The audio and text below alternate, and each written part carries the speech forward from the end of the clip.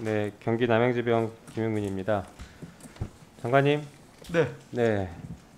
식사는 하셨죠? 예? 식사는 하셨죠? 물론입니다. 네. 자, 자료 준비됐으면 바로 좀 띄워주세요. 네.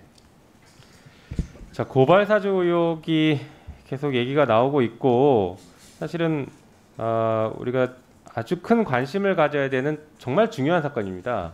헌정질서를 파괴한 국기문란 사건입니다. 게다가 고발 사주에서 그치지 않고 선거에 개입했다라는 의혹까지 끊임없이 제기가 되고 있죠. 그 사건 관련해서 일자별로 주요 이슈들을 좀 한번 정리해봤습니다. 사실 그동안 사실 우리가 파편적으로 다 알고 있는 얘기인데 그걸 한번 모아봤습니다. 모아보니까 아주 큰 의혹이 보이더라고요.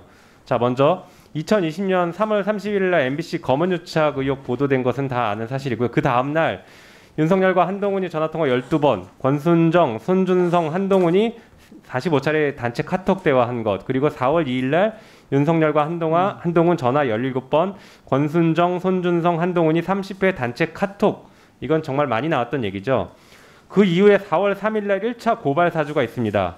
사실 4월 1일, 4월 2일 날 이렇게 수많은 통화와 문자를 주고받은 것은 어떤 사건이 발생했을 때 방어보다는 뭔가를 만들어내는 과정에서 이렇게 수많은 연락을 했다라고 보는 것이 조금 더 합리적이라고 보여집니다. 결국엔 4월 3일 고발 사주를 이때 아주 재빠르게 그리고 아주 밀접하게 준비했던 게 아닌가 싶습니다. 그 이후에 4월 8일 날 2차 고발 사주가 있었죠. 국민의힘에 다시 고발장을 수정해서 전달합니다. 그리고 나서 실제로 2020년 7월 27일에 법세련이 최강욱 대표를 고발하고 이 무렵에 또 그 전에 국민의힘에서 실제로 고발을 해서 기소까지 됐습니다. 여기까지는 우리가 흔히 알고 있는 고발 사주인데 과연 이거 한 건이었을까? 과연 여기서 끝났을까? 그렇지 않다라고 보여집니다. 사실 1차 고발 사주, 2차 고발 사주 이때 2020년 4월까지만 해도 국민의힘과 윤석열 총장의 대검이 신뢰관계가 높지 않았을 가능성이 높습니다.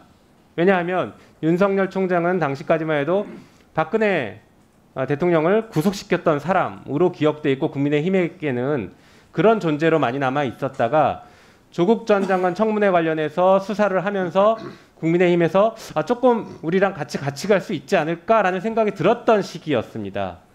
그런데 최강욱 대표에 대한 고발에 대해서 실제 기소까지 가는 걸 보니 그 이후에 국민의힘이 윤석열 검찰을 신뢰할 수 있지 않았을까라는 지점이 여기서 생기는 것 같습니다. 그래서 그 다음에 고발 사주 의혹으로 강하게 의혹을 제기할 수 있는 게 월성원전 사건 고발입니다. 이 사건 매우 수상합니다. 자, 보시죠. 2020년 10월 20일 날 감사원에서 감사 결과를 발표합니다. 그리고 2020년 10월 22일 날 감사원에서 검찰의 수사 자료를 송부를 합니다. 그리고 그날 월성원전 조기 폐쇄 사건으로 배공규 장관 등에 대해서 국민의힘이 고발을 합니다. 그때 국정감사 중이었는데 그날 이거 작성할 시간이 언제 있었을지 모르겠어요. 그런데 고발을 하더라고요. 그리고 나서 그 다음 날이 2020년 10월 23일 날 대전지검 형사 5부 이상현 부장, 윤석열의 최측근으로 알려져 있죠. 이 이상현 부장이 서초동 일대에서 왔다 갔다 하는 게 목격됐다라는 얘기가 들립니다. 대검 방문한 게 아닐까라는 매우 강한 의심이 드는 대목입니다. 바로 고발 다음 날입니다. 그리고 2020년 10월 29일 윤석열 총장이 대전지검에 방문합니다. 그리고 조금 전에 얘기했던 이상현 부장에게 이 사건을 배당을 하고 아시다시피 사건은 매우 신속한 속도로 수사가 진행이 됩니다. 그리고 2021년 7월 1일 검찰이 기소를 했죠. 자, 이런 일련의 과정들을 보면 아까 말씀드렸던 것처럼 이 또 다른 고발 사주 아니냐라는 의혹이 강하게 제기됩니다. 매우 의심스럽습니다.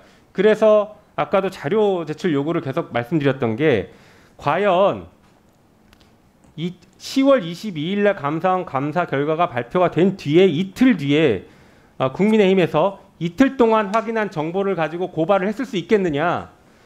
여기에 이 고발장에 작성된 내용들이 언론을 통해서 알려진 것 이외에 추가적인 내용들이 들어있다라고 하면 이것은 검찰에서 고발장을 작성한 거사 작성한 것이다라고 누구나 합리적으로 추정할 수 있는 것이죠.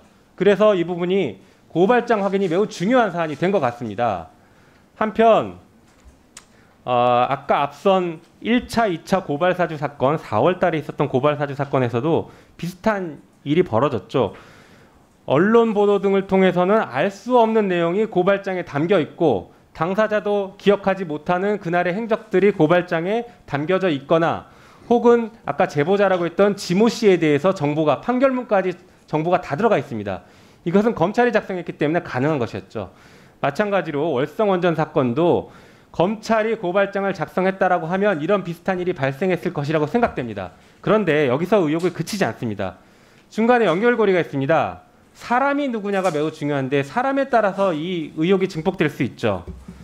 자, 1차, 2차 고발사주 사건에 등장했던 사람, 그리고 윤석열 총장의 부인 김건희 그리고 장모의 변호 문건 작성에 관여한 것으로 알려져 있는 사람이 있습니다. 손준성뿐만 아니라 부하 검사로 알려진 성상욱과 이몽석 검사라고 알려져 있습니다. 이몽석 검사는 당시 대검 연구관으로 알려져 있죠. 대검 연구관으로 근무하고 있었죠. 이 이몽석 검사는 한동훈 검사의 최측근으로 알려져 있습니다. 그런데 이 이몽석 검사가 당시에 1차 고발 사건 그리고 성상욱 검사, 이몽석 검사가 1차 고발 사건, 1차 고발 사주 사건의 고발장을 작성한 것 아니냐라는 수사는 지금 진행되고 있는 것으로 알고 있는데 2차에서도 개입됐을 가능성이 있습니다.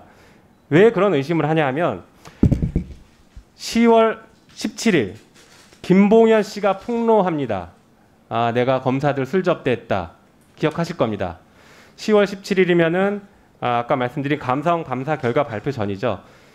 자, 그 김봉현 씨가 폭로한 술 접대 검사 중에 막내 검사가 바로 이몽석입니다. 네. 자, 이 이몽석 검사가 나중에 최종적으로는 그 술 접대에서 불기소 처분을 받죠. 왜 불기소했을까요? 96만 원 세트까지 등장하면서 굉장히 전 국민을 우스갯소리를 만들면서 검사들을 우스갯거리를 만들어버리면서 불기소가 되는 과정이 벌어집니다. 이몽석 검사가 지금 이 모든 고발 사건, 고발사주 사건에 중심적인 역할을 한 사람이다라고 가정한다면 당연히 검찰, 윤석열 총장 하에서의 검찰에서는 이몽석을 불기소해야죠. 기소했다가 이몽석이 다 불면 어떻게 되겠습니까? 그래서 저는 이런 여러 가지 관점들을 보면 이 사람에 대한 연결고리까지 포함해 보면 월성원전 사건도 고발 사실 가능성이 매우 높다. 충분히 의심해 볼 만하다라고 생각됩니다. 장관님, 여기에 대해서 철저한 조사 그리고 필요하면 수사 필요하다고 생각합니다. 어떻습니까?